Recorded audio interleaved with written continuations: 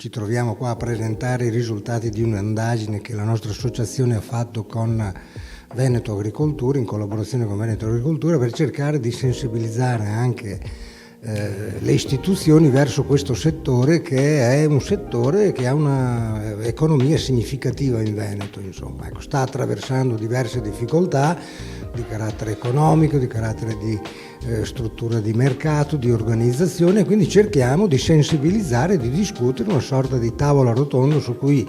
focalizzare i problemi per migliorare quelle che sono le condizioni di mercato del settore cunicolo e cercare di gettare le basi magari per una migliore politica anche più sostenuta che dia dei risultati positivi per gli allevatori. Le cose sono molto complesse perché riguardano una questione, come dire, di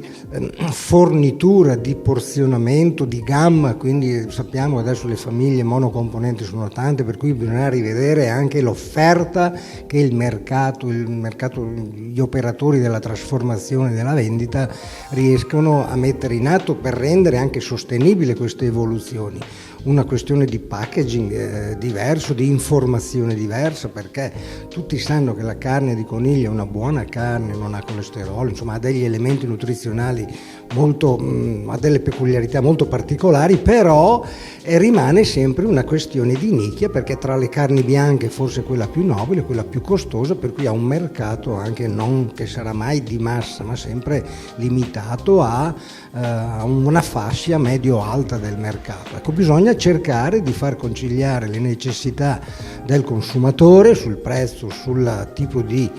prodotto che va ad acquistare, con le esigenze di sostenibilità di tutta la filiera. L'allevatore deve uscire da questo torpore, cioè deve capire che deve investire in benessere, deve investire in qualità, deve investire in comunicazione, deve investire, cambiare un po' quella che è il modo di fare l'allevatore, quindi deve confrontarsi, non chiudersi e soprattutto parlarsi tra di loro e cercare di aggregare, fare massa critica, cercare di migliorare quello che è la cosiddetta offerta organizzata, insomma, ecco, questo deve fare l'allevatore. Non è semplice perché, insomma, non è una cosa che si fa in poco tempo, bisogna cambiare un po' le mentalità, forse bisognerà aspettare una nuova generazione di allevatori. Dall'indagine abbiamo visto che anche l'età media non è così poi